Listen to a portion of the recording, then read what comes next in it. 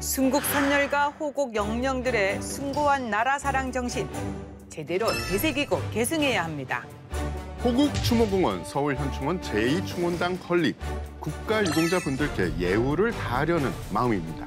우리 국민 모두의 마음속에 나라 사랑의 마음과 호국 의지를 다질 수 있도록 현충원의 문도 활짝 열어가고 있습니다. 6월 호국 보훈의 달을 맞아 특집으로 준비했습니다. 국립서울현충원장과 함께 호국 보훈의 의미를 되새겨봅니다. 국방에 대한 모든 것, 국방 포커스!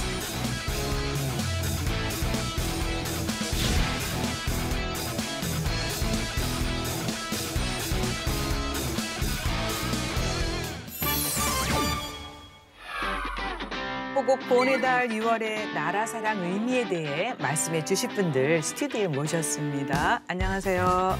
네, 직접 소개 부탁드리겠습니다. 안녕하십니까. 국립서울현충원장 김수삼입니다. 반갑습니다. 네, 반갑습니다. 보훈교육연구원장 이찬수입니다. 반갑습니다. 네, 호국 보훈의 달. 이런 단어만 하면 벌써 떠오르는 곳이 있죠. 그죠? 예, 바로 현충원. 국립서울현충원. 네, 맞습니다. 네, 원장님 누구보다도 정말 바쁜 일정 보내고 계시는데요. 호국 보훈의 달을 맞아 특별히 더 바쁘실 것 같은데 어떻습니까? 네, 1년 365일 모두 중요하지만 6월 호국 보훈의 달이 되면 우리 모두 순국 선열과 호국 영령들의 좀 추모하고 또 기억하고 또 그 희생 정신을 기리는 그런 아주 뜻깊은 날인 것 같습니다. 우리 현충원에서는 6월이 되면 특히 이제 유족들이 이제 현충원을 방문하게 되는데요. 그분들이 이제 불편함이 없도록 또 저희들이 각별히 신경을 쓰고 있고요. 네. 또 주로 가장 많이 현충원에 묻히신 분들이 6.25 때 전사하신 분들인데 이분들이 이제 알다시피 젊은 나이에 이제 전사를 하셔서 유족들이 사실은 많이 없습니다. 주로 형제분이나 조카분들이 많이 오시는데 네. 그러다 보니까 조금 이제 찾아오시는 분들이 적고 그래서 저희 6월이 돼서 현충원을 맞아서 태극기를 꼽으면서 좀 그분들이 찾아뵀을 때 좀 이렇게 적적하지 않도록 많은 신경을 쓰고 있습니다. 네. 예. 예, 6.25 전쟁 직후에 전사 장병 안장이 시급해서 현충원을 세우게 됐다고 알고 있는데요. 부지 선정부터 심혈을 기울였고요. 그 이후 계속해서 안장 업무를 해오신 거죠.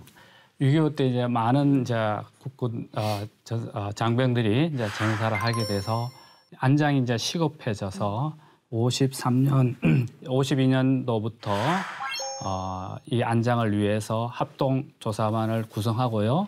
또 묘지설치위원회를 구성해서 한 1년 반 정도를 다양한 대구, 부산, 경주, 서울 이렇게 다양한 그 부지를 알아보았습니다. 그런데 네.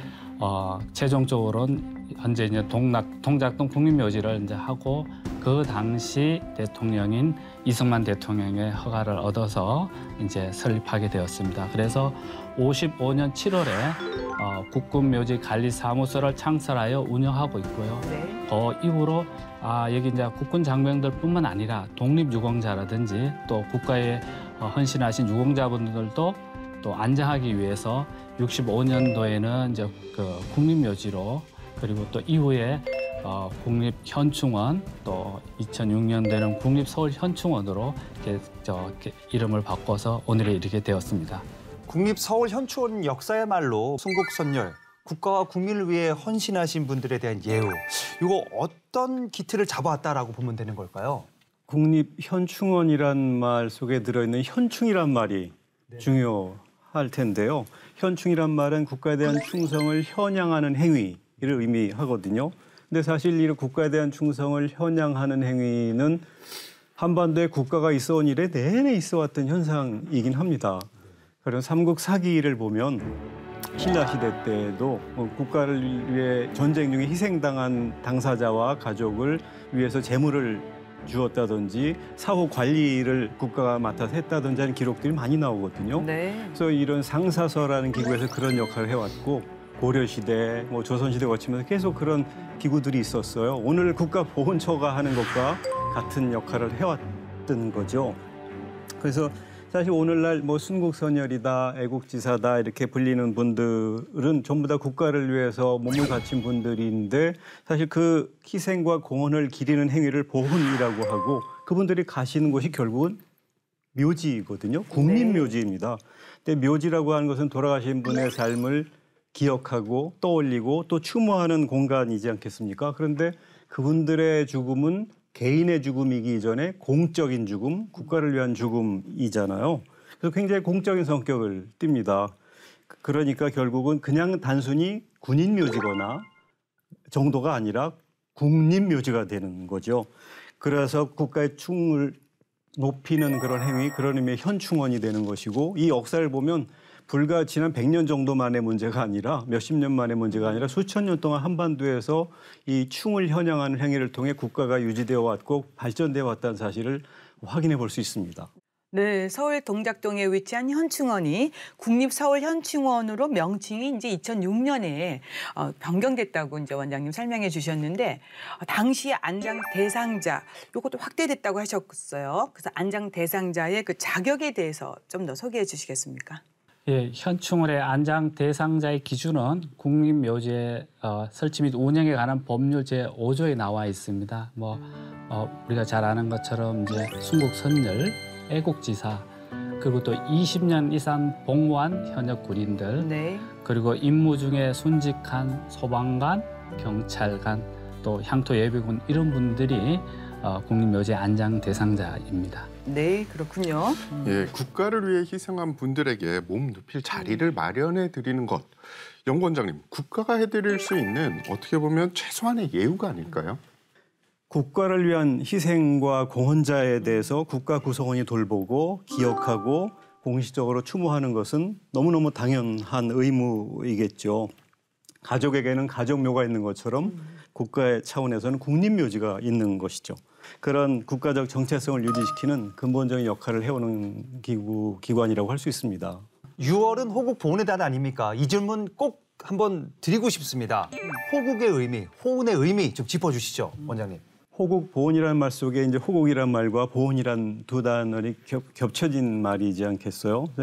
보훈이란 말은 한자로요, 공훈에 보답한다 이런 뜻입니다. 네. 좀 풀어서 얘기하면 한국의 독립과 호국과 민주라는 세 가치를 위해서 희생하고 공헌한 분들, 그분이 이제 국가 유공자이신데 그런 국가 유공자의 삶과 정신을 기억하고 물심양면으로 보답하는 행위를 보훈이라고 하거든요.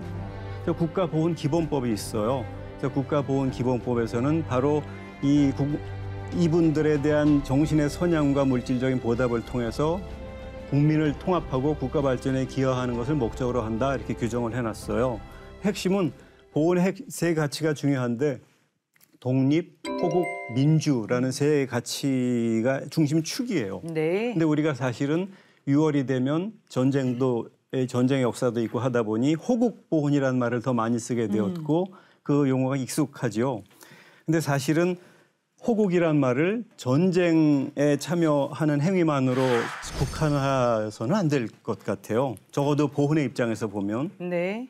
호국은 국가를 지키고 보호한다는 뜻인데 독립운동도 그런 거였고 지금 말씀하신 전쟁 참여하는 통해서 직접적으로 국가를 지키는 행위도 그거였고 또 독재 정권하에서 민주주의를 지키고 발전시키기 위해서 희생당한 분들도 국가를 지키는 행위였거든요. 그러니까 호국적 실천 과정에 희생당한 분들을 국가 국민이 돌보는 것은 당연하고 바로 독립과 호국과 민주 행위가 다 호국적 행위이다. 그런 의미의 호국보훈이라고 좀 넓게 보면 좋겠다는 게 제 생각이기도 합니다.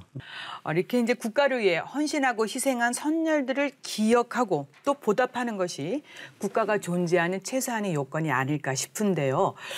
그래서 원장님, 보훈이 그만큼 중요하다. 이런 말씀 아니겠습니까?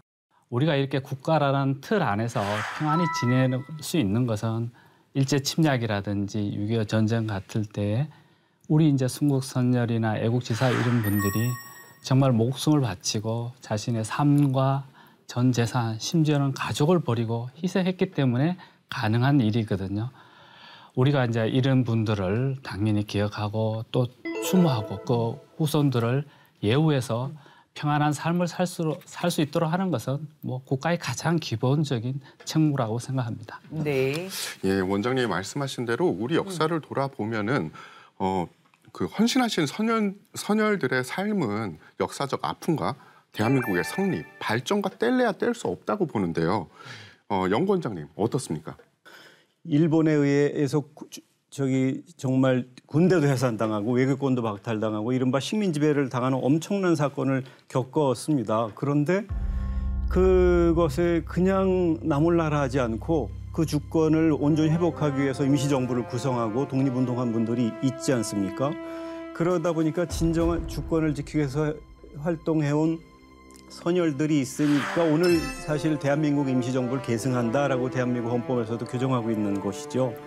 전쟁 중에 침략에 맞서서 국가를 지킨, 희생적으로 국가를 지킨 선열들이 있으니까 오늘의 국가가 있는 것이고, 또 독재 정권에 맞서서 국민 한 사람 한 사람의 주권을 지키기 위한 민주화운동이 있었으니까 오늘의 자유를 누릴 수 있는 것이기도 하지 않겠어요? 바로 이분들의 희생과 공헌이 오늘날 대한민국이라고 한 나라를 만든 거니까요. 이런 우리의 보훈의 역사를 생각하면 이 가치, 독립호국 민주는 아무리 강조해도 지나치지 않는 아주 중요한 가치라고 생각이 듭니다. 우리 과거 국가를 위해 헌신하신 국가 유공자분들 생각하면은 뭐 독립 유공자분들, 유교 전쟁 전사자분들, 구체적으로 또 어떤 분들이 있을까요? 네. 네, 먼저 이제 국가 유공자분들이 있는데요. 이분들은 이제 건국 전후에 우리 이제 외교나 안보, 심지어는 과학 기술 분야 다양한 분야에서 국가의 발전을 위해 헌신한 분들을 이제 말하는 거고요.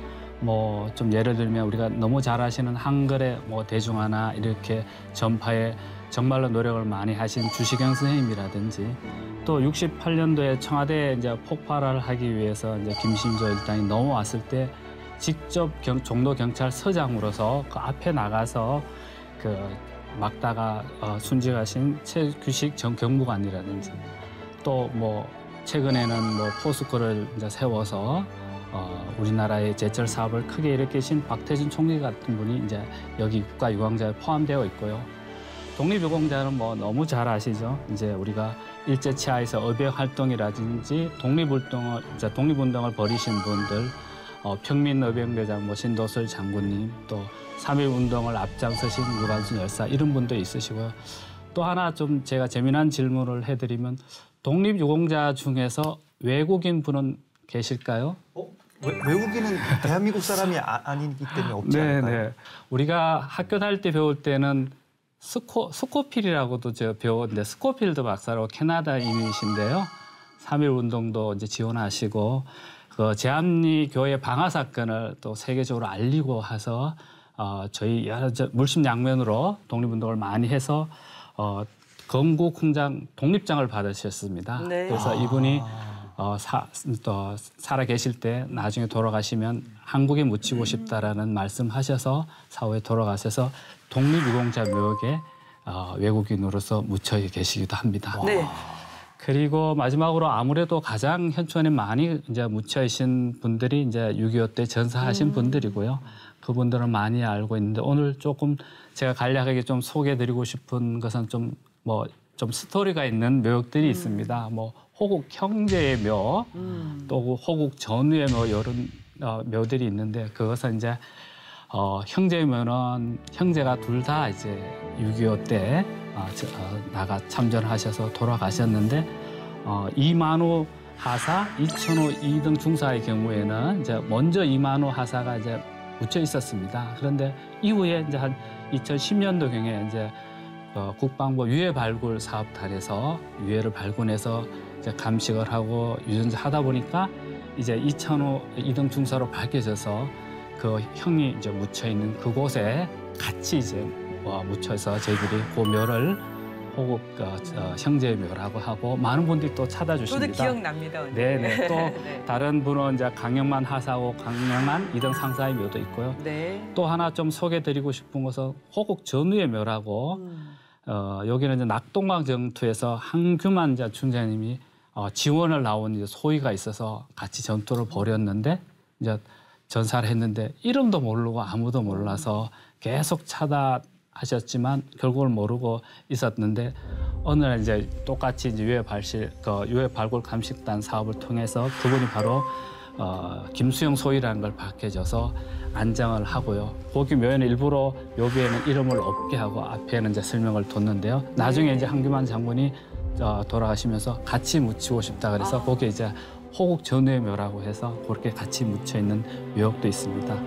독립을 위해 헌신한 바로 이런 분들에 대한 예우는 현재 어떻게 좀 진행되고 있는지 요거는 이찬수 원장님이 좀 해주시겠습니까? 네. 네, 그 전에 용어 정비를 좀 할 필요가 있을 것 같은데요. 그 독립유공자라고 우리 통칭합니다만 순국선열, 애국지사 이렇게 나뉩니다. 네. 순국선열이라 그러면은 정확히 법적 용어로서 그 일제에 의한 국권 침탈을 전후한 시기, 그러니까 1895년인데요. 명성황후 시해 사건이 있던 해입니다. 그 전후한 시기부터 대한민국이 독립하는 1945년까지 일제로부터의 독립을 위해 저항하거나 항거하다가 돌아가신 분을 순국선열이라고 하고 돌아가시지까지 않은 분을 애국지사라고 하거든요. 네. 이 두 용어를 좀 구분을 할 필요가 있을 것 같습니다. 그래서 순국선열이나 애국지사 당사자는 물론 그 손자녀까지 정부에서 각종 지원을 해요. 물론 본인이나 유족에 따라 다르고 또 그 계급 등급에 따라 조금 다르긴 합니다만 보상금도 있고 또 특별 예우금도 있고 생활조정 수당도 있고 또 돌아가시면 사망 일시금 같은 것도 있고요. 또 국립묘지에 모셔서 독립정신을 기리게 되기도 하고요. 또 독립유공자 예우법에 따라서 그 본인과 유족에게는 교육이나 취업 등의 그 의료적 지원을 하기도 하고 또 한국보훈복지의료공단이 있습니다. 거기에 소속된 종합병원이 전국 대도시에 6개가 있고 또 보훈요양원들이 7개가 있는데요. 네. 그 보훈병원에서는 진료비 60% 정도를 감면해주기도 합니다. 양로시설이나 또는 양육시설을 이용할 때도 대폭 감면을 하기도 하고요. 사실 근데 제가 보건대 역시 그중에서도 가장 중요한 것은 이 독립정신을 기리는 가장 중요한 것은 대국민 보훈교육이라고 생각해요. 네. 그 보훈교육을 통해서 독립정신 혹은 호국정신, 민주정신을 국민들에게 좀 더 확장시키는 것이야말로 이분들의 희생을 헛되지 않게 하는 길이다라고 생각이 듭니다. 네. 예, 김 원장님. 국립서울현충원에도 독립운동가 묘역이 잘 조성되어 있고 관리가 되고 있지 않습니까? 네. 국립서울현충원에는 이제 항일 독립운동을 하신 방금 설명하신 것처럼 순국선열과 애국지사들이 묻혀 있는 독립유공자 묘역이 있고요. 또 하나는 이제 우리가 유해를 찾지 못하고 또 후손도 없는 분들이 위패로 모시고 있는 무후선열재단이 같이 있습니다. 그래서 그리고 가운데는 이분들을 이제 추모하기 위해서 충렬대가 있고요. 그렇게 저희들이 별도로 또 묘역과 무선열전을 이제 이렇게 하고 있습니다. 그리고 저희들이 많은 분들이 찾을 수 있도록 여러 가지 리프렛이나 이런 걸 제작해서 배치하기도 하고요.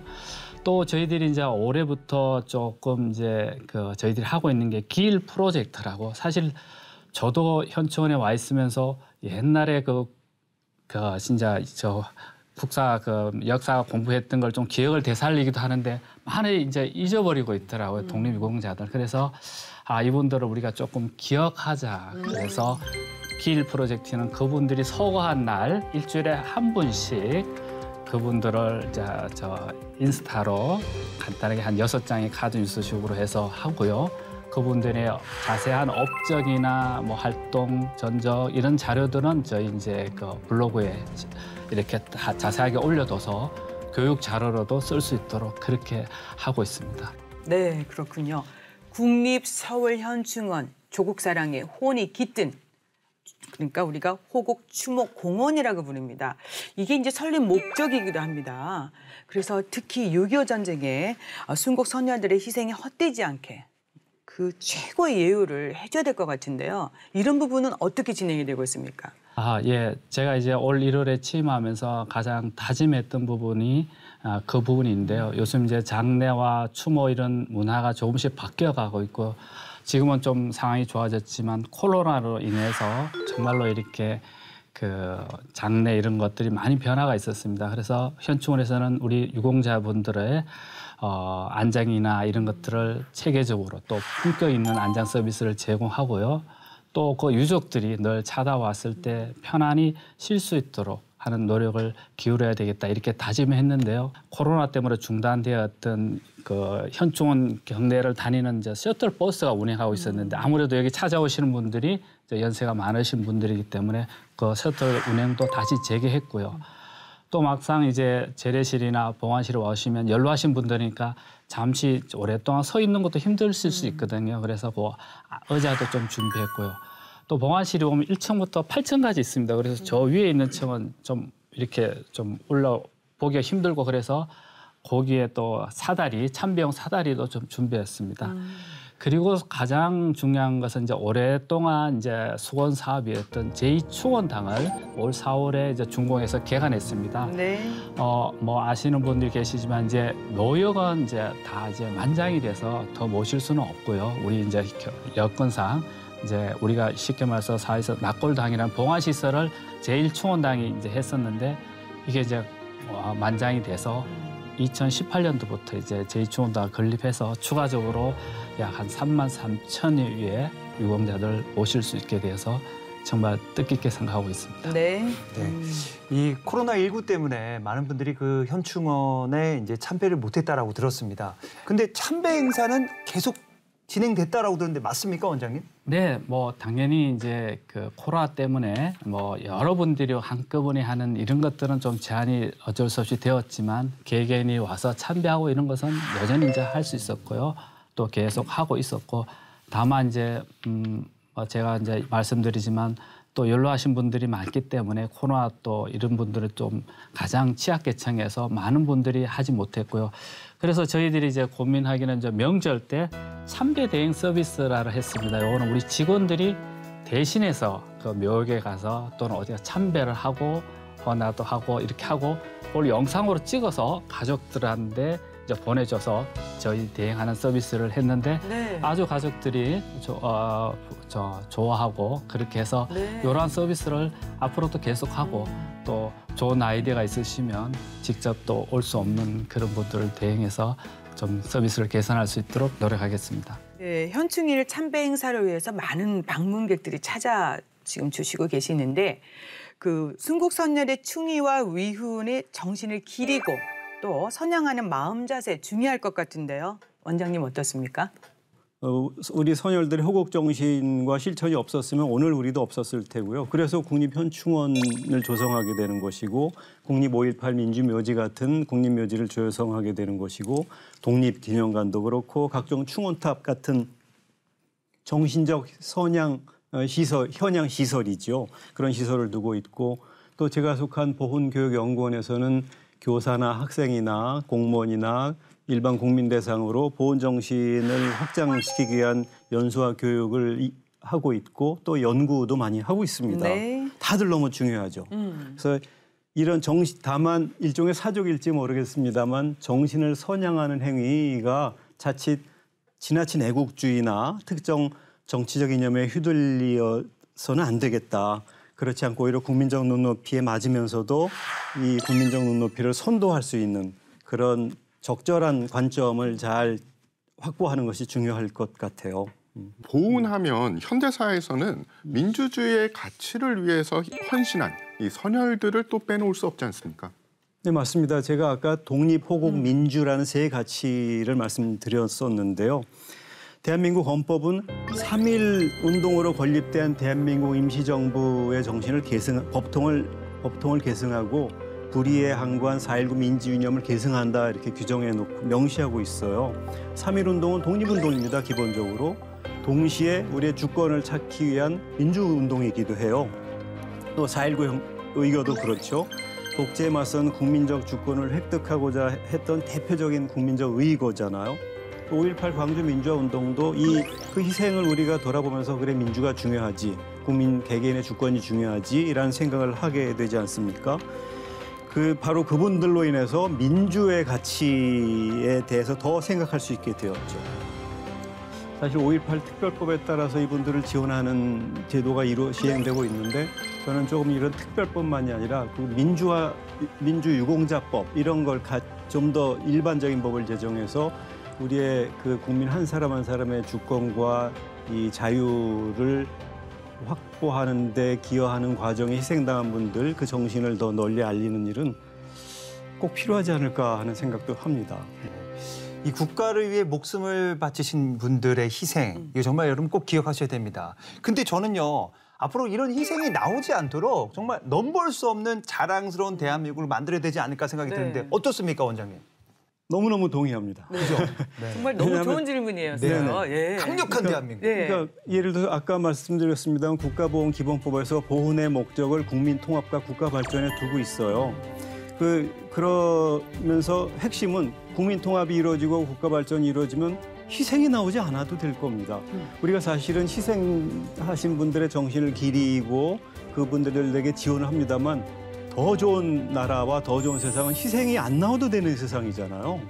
보훈교육연구원장으로 오게 된 배경에도 보훈이 정말 평화지향의 보훈이 됐으면 좋겠다. 궁극적으로는. 이런 생각을 하게 되었기 때문이에요. 말씀하신 대로 평화롭고 좀 자랑스러운 대한민국을 만드는 일이 이 보훈 정책의 최종적인 목적이 되어야 되지 않을까 싶어요. 네. 그리고 저 어릴 적에 뭐 백일장, 그림 그리기 대회 이런 게 많았는데요. 기억나시죠? 예. 네. 저희 때도. 예. 이렇게 국민과 함께하는 순국 선열의 정신을 기리고 선양하는 그런 다양한 문화 행사가 지금 진행되고 있는데 원장님 올해는 특별히 뭐 요거는 전에 안 했던 건데 한번 해보고 싶다 뭐 이런 것도 하고 있다 뭐 이런 거 소개해 주세요. 네. 코로나 때문에 모든 이제 행사나 이런 것들이 비대면으로 많이 되고 있었고요. 저도 이제 그거 기억을 하거든요. 현충원에 뭐 문예 백일장을 네. 하고. 근데 이제 사실은 실무자가 와서 올해도 아마 초니까 코로나 상황 때문에 이제 온라인으로 해야 되겠습니다라고 보고를 해서 제가 아니다 좀 지켜보자. 올해는 상황이 좋아지기를 또 기대하고 또 좋아지면 오프라인으로 할 수 있다라고 예. 그렇게 해서 준비는 양쪽 다 해라라고 했는데 정말로 상황이 좋아져서 지난주 21일 날 오프라인으로 했습니다. 그래서 이 호국 문예 백일장은 93년도부터 시행이 되어 왔더라고요. 네. 아주 뜻깊은 행사고요. 코로나 시행 이전처럼 많은 학생들이 참여해서 성황리에 이제 했고 사실 당일날 제가 걱정이 많았습니다. 바이든 이제 미 대통령이 방문해서 워낙 경호가 삼엄하지 않습니까? 네. 오시는 것도 뜻깊은 일이고 좋은데 혹도 이 행사가 제한이 많이 생기면 어떡할까 그랬는데 다행히도 서로 협조를 잘해서 아주 일부분만 좀 제한하고 나머지는 학생들이 할 수 있도록 해서 무사히 잘 이렇게 치렀고요. 그래서 정말 저도 굉장히 보람이 되었었고요. 또 이제 학생들이 이렇게 실제로 현충원에 방문하셔서 해서 뭐 우리 순국생들이 계신 이제 그런 묘역에도 가보시고 또 현충원 자연경관도 보시면서 아마 이런 대회 통해서 뜻깊은 아마 그런 우리 그런 추모의 시간들과 또 다시 한번 호국 보훈의 의미를 새기지 않았을까 하는 그런 기대를 해봅니다.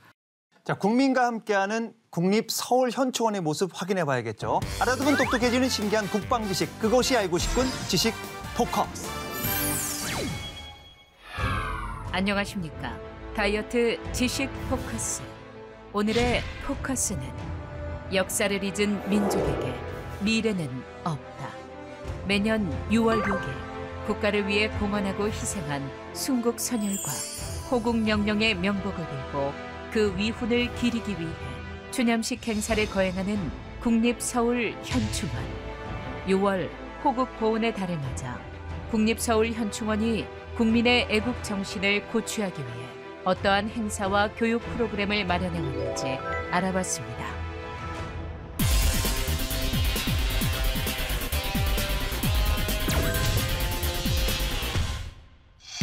첫째, 매년 호국 문예 백일장과 그림 그리기 대회를 개최, 순국 선열과 호국 명령에 숭고한 나라 사랑 정신을 계승하고자 국민을 대상으로 현충원 경내에서 진행했는데요. 올해로 제31회를 맞이한 호국문예 100일장과 17회를 맞이한 그림 그리기 대회. 수상 작품은 호국문예집 발간을 통해 학교, 도서관, 현충원, 누리집 등에 게시해 국민들이 나라를 더욱 사랑하고 호국 의지를 다질 수 있도록 도울 계획입니다. 다음으로 국립현충원에서는 국민과 유가족들을 위해 매년 분기별로 고품격 정기음악회를 개최했습니다. 지난 2년간 코로나19 상황 속에서도 무관중 정기음악회를 이어가며 지친 국민과 장병들의 마음을 위로하고 격려해 왔는데요. SNS 등 온라인 콘텐츠를 통해 언제 어디서나 누구든 관람 가능. 지난 가을에는 국방부 근무지원단 군악대대에서 서정적인 가사가 돋보이는 음악을 선보였다며 올 4월에는 서초교향악단 오케스트라와 함께 봄을 담은 싱그러운 공연을 선물했는데요. 앞으로도 아름다운 선율을 통해 국민과 함께하는 호국추모공원으로서의 위상을 더욱 높여갈 예정입니다. 셋째, 국민을 대상으로 한 교육 프로그램을 운영. 국립서울현충원에서는 국민들의 나라사랑 정신을 함양하기 위해 코로나19 시국에도 맞춤형 대면 교육과 동영상 강의 등을 활용한 비대면 교육을 병행했는데요. 유아를 대상으로 색칠하기, 만들기 체험, 호국 영상 관람 등의 프로그램을 초, 중, 고등학생, 일반인들에게는 나라사랑 체험학습과 호국 강연회, 전시관 견학 등을 통해 순국 선열의 업적을 배우고 그분들의 헌신과 희생에 감사하는 계기를 마련했습니다. 또한 전시관에서는 누구나 6.25 전쟁의 주요 전투를 AR, VR 콘텐츠로 생생하게 체험할 수 있으며 독립운동가 등의 유품을 관람함으로써 평화의 소중함을 인식하고 호국 안보의 중요성을 깨우칠 수 있는 시간을 만들었습니다. 이외에도 국립서울현충원 안장자를 주제로 한 나라사랑 그림책 공모전을 개최, 8.15 광복절 76주년을 기념하는 동작문인협회 시화전 등 다양한 행사로 국민들 곁으로 다가갔습니다. 올해는 순국선열과 호국영령의 나라사랑 정신을 계승하는 현충원 캐릭터와 국립서울현충원은 열려 있습니다. 현충원 이용 시 주의사항이라는 주제로 현충원 캐릭터가 등장하는 네컷 인스타툰 공모전을 개최. 이를 통해 현충원에 대한 국민의 관심도를 높이고 호국 추모공원으로서의 이미지를 구현할 수 있도록 노력하고 있는데요. 마지막으로 코로나19 팬데믹으로 잠시 중단됐던 현충문 정례 의장 행사 역시 재개됐습니다. 경건하고 품격 있는 현충문 근무 교대식부터 군 의장대의 늠름하고도 역동적인 모습을 볼 수 있는 동작 시범까지 상하반기 정해진 시기에 현충원 문 앞에서 참관할 수 있습니다. 순국선열과 호국영령의 헌신과 희생을 추모하고 기억하는 곳, 호국의 성지인 국립서울현충원. 앞으로도 나라사랑 정신과 호국의식을 함양하는 다양한 행사와 교육 프로그램으로 국민을 위해 국민과 함께 만들어가는 국립서울현충원이 될 것입니다. 네, 앞서서 이제 원장님께서 소개해 주셨는데요. 그동안 독립유공자분들의 오랜 수건 과제가 있었습니다. 바로 이제 그 소원이 성취가 됐어요. 제2충원당 건립입니다. 이게 어떤 시설이고 의미가 있는지 조금 더 강조해 주시겠습니까? 네, 제2충원당은 언급한 것처럼 이제 추가적으로 우리가 이제 유공자들을 모시기 위해서 했는데요. 약 정확하게 말씀드리면 32,952분의 양육을 추가로 모실 수 있게 되었고요.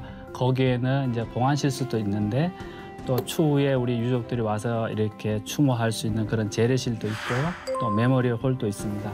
이번에 우리가 장관님을 모시고 개관식을 하면서 주제를 남겨짐이 아닌 이어짐으로라고 이렇게 했는데 그 네. 의미는 유공자분들이 여기 이제 안장이 되면 그냥 남겨지는 것이 아니고 그 뜻을 계속 후손들에게 이어지게 하겠다는 다짐으로 이렇게 주제를 했습니다. 그래서 아주 좀 했고 또 유공자들 후손분들 중에서 또 이렇게 우리가 아시는 유명한 분들이 꽤 많이 있습니다. 이번에 개관식에 신현준 배우가 와서 사회를 봐주셨고요. 네. 또 진미령 가수가 오셔서 노래가 아닌 추모시를 낭송해 주셔서 네. 많은 분들이 감동을 받았습니다. 그랬군요. 남겨짐이 아니고 이어진다. 예, 정말 가슴 뭉클한 문구 아닐까 싶은데 사실 국가유공자 유족들의 입장에서는 집 가까이에 이런 시설이 있어서 편하게 자주 방문하면 얼마나 좋겠습니까? 하지만 또 현실적인 제약이 있어요. 그렇기 때문에 유족분들의 마음을 이렇게 따뜻하게 위로해 줄 수 있는 뭐 그런 행사 뭐 등등이 계속 이어져야 할 텐데요. 이찬수 원장님, 이런 것은 우리가 어떤 식으로 받아들이면 좋을까요? 개인 생각이긴 합니다만 국립현충원도 거대한 규모로 대도시에만 두지 말고 소규모로 전국 곳곳에 만들면 유족들이 혹은 친인척들이 또는 이 보훈 정신을 선양하고 배우려고 하는 분들 누구라도 마치 공원을 답자하듯이 편안한 마음으로 그 국립묘지의 기본적인 특성에 대해서 느낄 수 있는 기회가 더 자주 생길 수 있는 거 아닐까. 또 그런 생각은 좀 해보게 됩니다. 네. 이 납골 안장의 경우 배우자 동반이 안장하는 경우가 대부분인데 이 제2충원당도 이런 배려가 좀 가능할까요?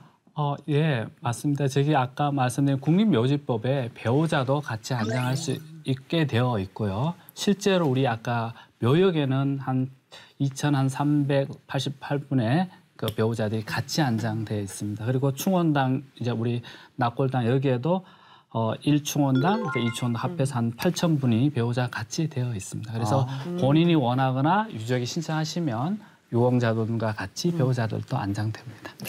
그럼 원장님 제2충원당의 그 안장 자격과 절차, 특히 절차에도 많은 관심이 있을 것 같은데 어떻습니까? 절차는 이제 뭐 우리 이제 그 현충원 홈페이지에 들어가시면 이제 거기 신청서를 쓰도록 돼 있습니다. 신청서를 쓰시면서 이제 우리가 기본 어떤 증명서, 뭐 가족 관계 증명서나 또 결혼 증명서 또는 그 병적 증명서 또 이런 그 기본 증명 서류들을 제출하시면요, 이제 현충원에서 이제 심사를 합니다. 그래서 그런 병적 사항들이 정확한지 또 간혹 또 뭐 이렇게 범죄 경력이나 이런 경력이 있는 분들도 있기 때문에 그런 걸 심사를 거쳐서 적격으로 인정이 되게 되면 이제 신청에 따라서 원하는 시기에 안장이 됩니다. 네, 그렇군요. 네. 우리는 이곳에서 그들을 기억합니다. 이 문구 원장님 너무 감동적인데요. 예, 국립서울현충원에서 유품 전시관을 다시 연다는 소식을 들었습니다. 네.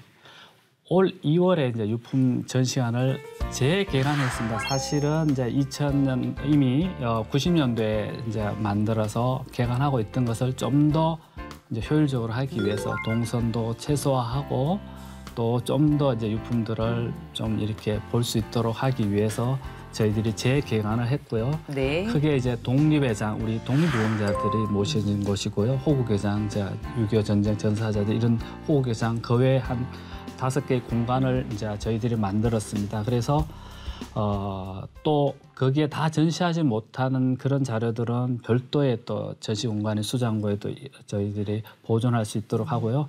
제가 참고로 좀 말씀드린 것은 이런 유품들을 기증받았을 뿐 아니라 그 기증받은 유품 중에 편지가 되게 많습니다. 전장에서 쓰신 그 편지들을 기증 오랫동안 가족들이 이제 했다 했는데 그런 편지 중에서 한 2번 정도를 저희들이 그 아버지가 전장에서 아내와 자녀에게 보낸 편지를 그 자녀가 직접 낭독하는 영상을 저희들이 찍어서 그 교육 자료로 영상실에서 틉니다. 그래서 저도 들었는데 그 영상을 한번 보시면 정말 많은 분들이 이제 감동을 하고 정말 그 편지를 실제로 읽기가 쉽지는 않잖아요. 예. 오히려 영상을 통해 들으니까 그 전장에서 느꼈던 그 아주 그 어떻게 보면 조국에 헌신하는 마음도 있고 또 가족을 그리워하는 마음들이 잘 이제 녹여나서 많은 가족들에게 아마 그 감동을 주고 있습니다. 네. 코로나19 상황에서도 이제 유품 전시관이 방역을 철저히 하는 상태에서 이제 재개관을 했습니다.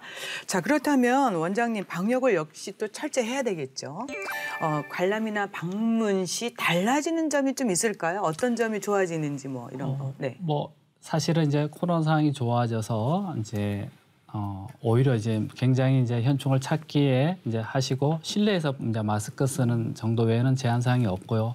제가 좀 참고적으로 말씀드리고 싶은 것은 많은 분들이 현충원을 방문을 하는데 거기는 특별한 분, 인연이 있는 분, 유공자 유족이라든지 또는 무슨 특별한 행사 때만 방문할 수 있고 사전에 승인을 받아야 되는 것으로 인식하는 분들이 많습니다. 네, 그렇더라고요. 사실은 네. 거기 주위에 계신 분들은 뭐 현충원이 이제 사당동, 상도동, 뭐 형서 이렇게 있지 않으면 통문이 있어서 언제든지 출입이 가능하고요. 심지어는 주차도 하실 수 있습니다. 네. 그래서 언제든지 이제 찾아 주시고 와서 쉴 수 있으시고요. 또 이제 코로나 상황이 좀 좋아졌기 때문에 가족 단위로 오셔서 조금 음식들을 가져와서 야외에서 벤치에서 네. 먹을 수도 있고 또 이렇게 잔디에다가 이렇게 앉아서 드실 수도 있습니다. 그래서 현충원을 정말로 언제든지 주위에 있는 공원에 찾을 수 있는 것처럼 현충원도 찾을 수 있고 특히 자녀들, 어린 자녀들을 두신 부모님들은 항상 열려 있으니까 찾아주시면 좋겠습니다. 네, 시청자 여러분들 꼭 많은 또 방문 부탁드리겠습니다. 특히 뭐 가족분들이 좀 많이 찾아가서 이렇게 좀 쉬는 분위기 속에서도 이 국가 유공자분들이 어떤 일을 했고 이곳에 어떤 분들이 있는지에 대한 자연스러운 교육과 공감대 형성이 있어야 된다라고 생각을 하는데 그런 이 공감대를 형성하려면 또 문제가 어떻게 하느냐가 중요하지 않습니까? 그래서 연구의 원장님 어떻게 하는 게 좋을까요? 저희 보훈교육연구원에서 국가보훈처의 지원을 받아서 초중고 자녀와 또 학부모가 함께 이 보훈 관련 시설들을 돌아보도록 지원하는 프로그램이 있어요. 역사적 유적 진화 시설을 돌아보고 가족 단위 답사기도 작성을 하면서 보훈 정신을 느끼고 또 가족애를 북돋도록 하는 프로그램인데요. 그래서 이런 거와 함께 저희 연구원에서 어린이 눈높이에 어울리도록 어린이 나라 사랑이라는 제목의 보훈 잡지를 만들기도 하고요. 네. 최근에는 또 보훈복지를 공단의 지원을 받아서 저명 국내 작가와 어린이 작가와 또 일러스트레이터가 협업해서 어린이 보훈 그림책, 만화책이라기보다는 예술적인 작품과 같은 거죠. 보훈 그림책을 내기도 했어요. 여기에 보면 또 그 작가가 일부러 그 대전 국립현충원에 가서 거기에 추모하는 사람들의 그 모습을 어린이 눈높이에 맞춰서 그린 그림을 담고 있거든요. 또 뭐 지난 한 2년 사이에 보훈에 대해서 일반 시민이 알 수 있을 기회가 잘 없어서 보훈 문화 총서 14권을 한꺼번에 출판을 했어요. 네. 또 올해도 2권 지금 더 만들고 있습니다만 이런 노력들을 통해서 결국은 이 호국 보훈의 중요성에 대한 공감대가 시민들 사회에 좀 더 자발적으로 확보될 수 있는 것 아닐까 싶습니다. 네. 우리 이찬수 원장님이 그 보훈교육 연구 원장님이신데 이 보훈교육 현충원에서 좀 자주 좀 하실 계획 없으십니까? 있습니다. 그러고 싶습니다. 다 정말 근데 유감스럽게도 지난 2년 동안 코로나 때문에 대부분의 교육을 온라인으로 진행했어요. 그런데 교육에는 현장성이 중요하지 않습니까? 네. 그래서 앞으로는 국립현충원과 같은 곳을 직접 방문해서 또 현장감을 느낄 수 있게 하는 일을 좀 더 많이 하고 싶고요. 또 그래야 될 것 같습니다. 또 그러려면 또 국가보훈처와 의논해야 될 일이기도 한데요. 아무튼 그런 일이 저도 좀 더 많아지기를 바랍니다. 네. 국립서울현충원 영내에는 우리가 꼭 기억해야 할 특별한 묘역이 있습니다. 바로 무명용사 묘역인데요. 이 부분에 대해서 원장님 소개해 주시겠습니까? 네, 이제 무명용사는 시신을 이제 수습했지만 신원이 확인되지 않은 분들인데요. 현충탑 밑에 약 한 5,800의 무명사들이 있습니다. 굉장히 많습니다. 예, 저희들이 이렇게만 보관할 것이 아니다 네. 싶어서 저 무명용사들을 좀 기념하려고 하는 그런 어떤 시설도 또 상징물을 세우려고 지금 이제 자문위원단도 구성하고 그렇게 하려고 노력하고 있습니다. 이제 많은 분들이 이제 학도 의용군 무명용사탑은 있습니다. 네. 이제 그런 분은 있는데 그 말고 이제 무명용사탑에 대해서 하고 그렇게 되면 아마 또 우리에게 현충원을 이렇게 방문하는 학생들이나 많은 분들이 이 좀 더 이런 분들에 대해서 기억하고 네. 또 나라 사랑을 더 이렇게 기를 수 있지 않을까 이렇게 생각합니다. 맞습니다. 네. 아직 신원 확인을 하지 못한 6.25 전쟁 전사자분들, 연구원장님, 이분들 신원 확인도 하루빨리 이루어져야 되지 않을까요? 뭐 지당하신 말씀입니다. 사실 가족이든 어떤 공동체든 그 공동체가 유지되려면 공동의 기억이 많을수록 좋거든요. 가령 근데 가족 가운데 누구 한 사람 행방불명이 되었어요. 그런데 구체적인 상황을 확인할 수 없으면 불안하지 않겠어요? 불안의 경험이 많으면 가족도 불안해져요. 그러니까 가족이든 공동체든 하나로 묶어주는 것은 앞서간 이들에 대한 이야기거든요. 이야기가 자주 공유되면 가족 공동체도 든든해집니다. 근데 이제 무명용사의 묘는 사실 누가 누구인지 모른다는 뜻이잖아요. 그러니까 이야기가 전승되지 않아요. 막연한 슬픔만 있어요. 막연한 슬픔만이나 아픔이 지배하면 사실 공동체도 좀 우울해지죠. 네. 근데 전사자들의 신원을 확인하는 작업에 더 많은 노력을 기울여야 될 것 같고요. 그 전사의 배경에 대한 얘기가 좀 더 회자됨으로써 나만이 아니라 우리 사회, 국가를 상상할 수 있는 그런 이야기들이 더 많이 확장될 수 있도록 하는 일이 국가적 차원에서 너무 중요한 일이라고 싶습니다. 네. 국립서울현충원에는 국방부 유해발굴감식단이 자리하고 있는데 조국을 위해 희생하신 분들 뭐 이름 찾아드리고 뭐 가족 찾아드리고 예우를 갖춰 안치하는 거 이거 중요하지 않습니까? 맞습니다. 앞에서 말씀드린 것과 비슷한데요. 그 가령 유족 DNA 정보나 유해 발굴 예산을 좀 더 많이 확보해서 그분들의 이야기를 우리 사회에 더 알리는 작업은 이 국가 단위의 공동체성을 확보하는 데 굉장히 중요할 겁니다. 특별히 네. 감동적인 이야기, 감동 스토리를 자꾸 확장시켜야 그 이른바 담론이 형성되고 보험 관련 담론이 형성되면 다시 조국을 위해서 희생당하신 분들을 조명하는 일이 더 많아지게 되고 또 자연스럽게 또 예산도 확보되고 하는 거겠죠. 이런 선순환이 이루어질 텐데요. 그래야 보훈의 목적인 또 국민통합에 기여할 수 있게 될 테니까요. 네. 네, 그래서 이제 국방부 유해 발굴 감식단을 통해서 신원이 확인된 경우에 가족의 품으로 돌려보내드리는 절차, 뭐 이런 등등 또 어떻게 현충원 내에 또 안치가 되는지 이런 걸 소개 조금 해주시겠습니까, 원장님? 네, 신원이 이제 발굴된 유해가 신원이 확인되면 이제 국군 정복을 입은 통보관이 그 유가족의 집을 방문해서 네. 신원 확인 통지서, 또 위로패, 또 유품, 태극기 등을 전달하면서 예를 갖춰서 통보하게 됩니다. 그렇게 되면 이제 그 유족들이 그 봉안식과 이제 안장 절차를 원한 시기에 똑같은 절차를 밟아서 또 우리 원하는 뭐 서울 현충원이든 대전 현충원이든 이렇게 이제 안장을 하게 됩니다. 그러니까 가족이 원하는 대로 해주시는군요. 네. 그리고 통보할 때도 예우를 갖춰서 예. 그렇게 통보드리고 그분들이 가장 원하는 그 방법 또 장소, 시기에 맞춰서 그렇게 안장을 절차를 진행합니다. 네. 호국 보훈의 의식 함양 아무리 강조해도 지나치지 않지 않습니까? 맞습니다. 예, 나라 사랑 정신의 의미를 좀 더 되새기고 또 호국 보훈의 문화가 더 확산되기 위해서 무엇을 하면 좋을지 뭐 이런 거 우리가 또 생각해봐야 되지 않겠습니까? 네, 이찬소 원장님 먼저 말씀해 주세요. 보훈 의식의 확산은 너무너무 중요하죠. 그런데 왜 보훈 의식을 확산해야 되느냐? 앞에서도 잠깐 말씀드렸습니다만 국민 통합을 위해서예요, 결국은. 근데 보훈이 실제로 국민 통합에 기여하려면 국민의 평균적인 눈높이에 맞으면서도 평균치를 끌어올릴 수 있는 선도적 가치를 제시해야 하거든요. 통합의 논리를 발굴해야 하고요. 무엇보다 진영 논리에 빠지면 안 될 것 같아요. 특히 요새 세대들이 비주얼 환경에 익숙하니까 이 비주얼 환경에 익숙한 세대들이 어울리는 교육 콘텐츠를 자꾸 발굴을 많이 해야 하고요. 그러려면 보훈처도 그렇고 또 보훈복지의료공단과 같은 곳에서 이런 과업에 좀 더 투자를 해야만 할 테고요. 무엇보다 보훈이라고 하는 것이 나와 관계없는 분들의 이해 사건에 대한 이야기다 하는 나와 상관없는 세계라는 선입견을 가진 국민분들도 계세요. 근데 그렇지 않다. 그렇지 않다는 사실을 한 번만 더 이런 방송을 통해서 좀 더 한 번 더, 두 번 더 상기하실 수 있으면 좋겠습니다. 네. 역사를 잃은 민족에게는 미래가 없다라는 말이 있습니다. 우리가 너무나도 국가라는 틀 안에서 누리는 당연한 것들이 우리 선열들이 목숨을 바쳐 희생한 그 덕분임을 우리가 기억해야 될 것입니다.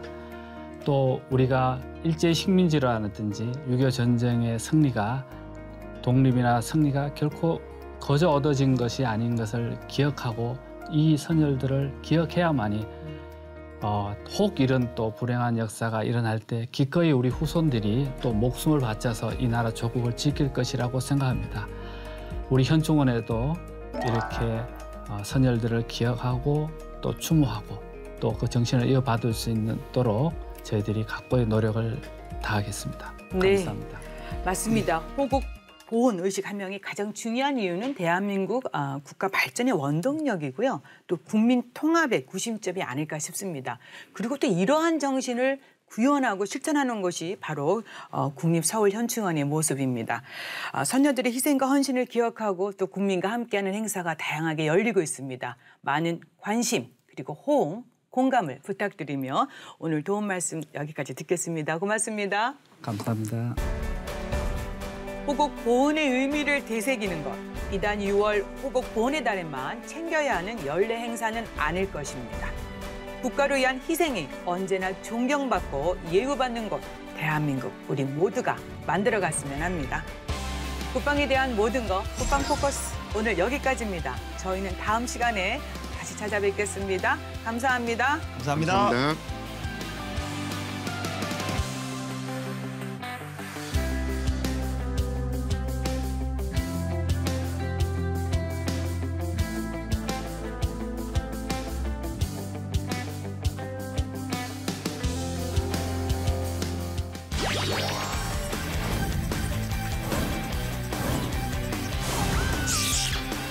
Yeah.